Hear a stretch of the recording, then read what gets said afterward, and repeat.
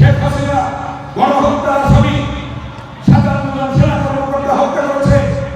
এই 57 লাখ তার ফাঁসি হবে। কোনদিন আর শেখ হাসিনা বাংলাদেশে আসতে পারবে না।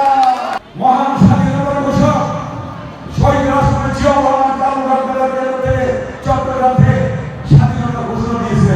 কথা ঠিক কিনা? এবং এই ঘোষণার সাথে সাথে সশস্ত্র সংগ্রাম শুরু হয়েছিল। 30 লক্ষ মামলের 30 লক্ষ শহীদ রক্তের বিনিময়, 2 লক্ষ মামলের ইজ্জতের বিনিময় আমরা পেলাম স্বাধীনতা। এবং এর পরবর্তীতে যখন শহীদ শাসক এরশাদ ক্ষমতায় আসে, 3 দলের প্রধানমন্ত্রী এখন বর্তমানে চিকিৎসাধীন আছে দেশনেত্রী বেগম খালেদা জিয়া, সেদিন নেতৃত্ব দিয়ে বাংলাদেশে গণতন্ত্র এনেছে। কোটি মানুষের আস্থার ভালোবাসায় 11 বারের মতো দেশের 1 নম্বর রেফ্রিজারেটর ব্র্যান্ড ওয়ালটন।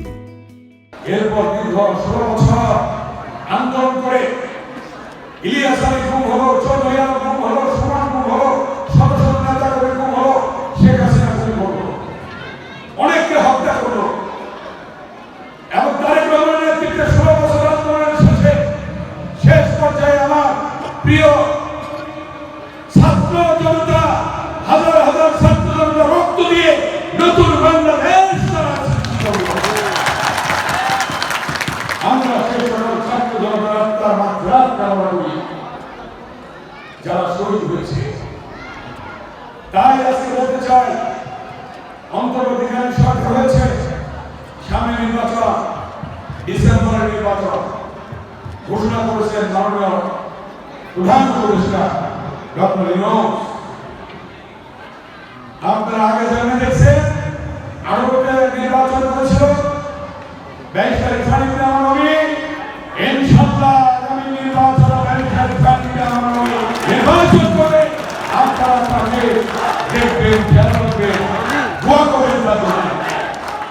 অভিভাবকবৃন্দ, শ্রদ্ধা শিক্ষকবৃন্দ, প্রিয় ছাত্র ভাই বোনেরা, রাজবাড়ির উদ্দেশ্যে এবং এই বাস্তবায়নের উদ্দেশ্যে, জ্ঞানীদের উদ্দেশ্যে আমি বলতে চাই, এই জায়গায় কোনো মাদক দ্রব্য কেউ সেবন করতে পারবে না। মদ, গাঁজা, হেরোইন, ফেনসিডিল কেউ খেতে পারবে না। কেউ কোনো চাঁদাবাজি করতে পারবে না। কেউ কারো জায়গা জমি দখল করতে পারবে না।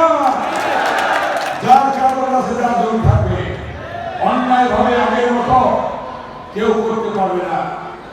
এর আগে কি হয়েছে? ফ্যাসিস্ট, খুনি,